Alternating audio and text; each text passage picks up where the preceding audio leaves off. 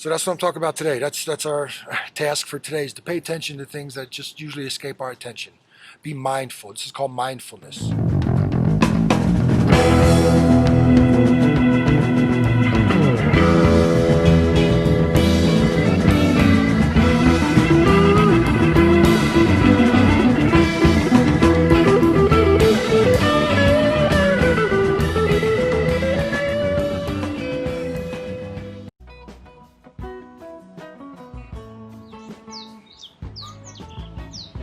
So I was having this thought.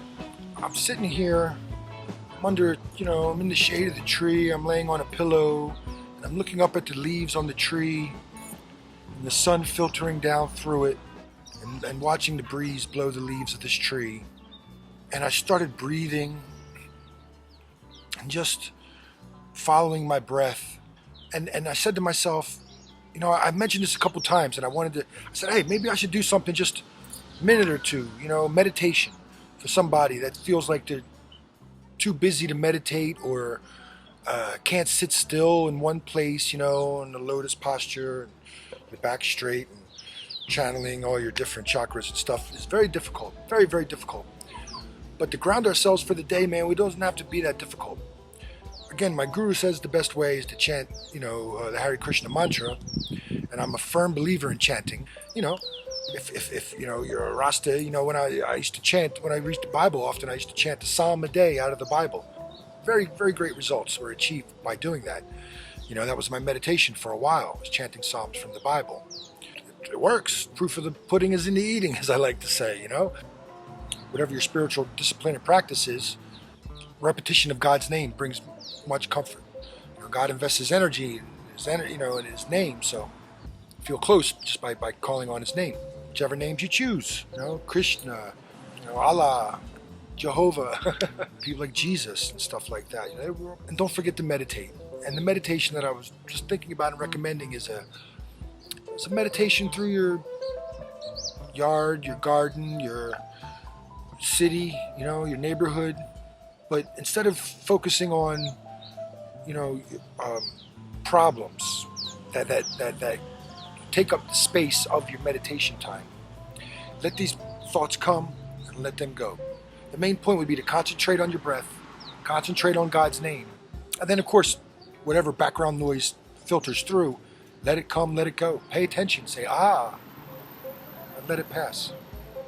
Then I think we can make progress into understanding our minds, refresh your course, in understanding ourselves.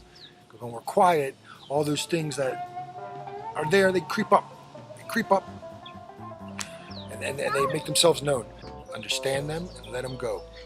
Understand them and let them go. Concentrate on the breath, concentrate on God's name, and walk around and touch every leaf on the tree. Feel the bark of the tree.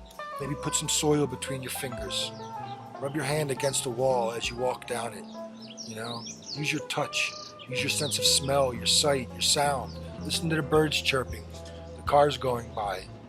Each one of them in their own has its moment when you give it to it, when you pay attention to it. Even the most insignificant thing, when you pay attention to it, gives it its moment of some significance, if you choose to pay attention to it.